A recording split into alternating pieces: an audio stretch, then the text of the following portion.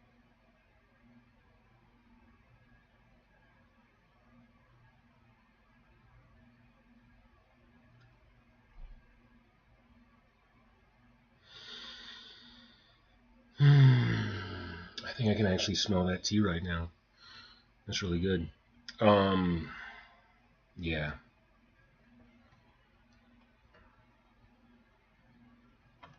So, thank you all. Anybody who's watching, I appreciate it. I'm gonna dip. Peace out, people.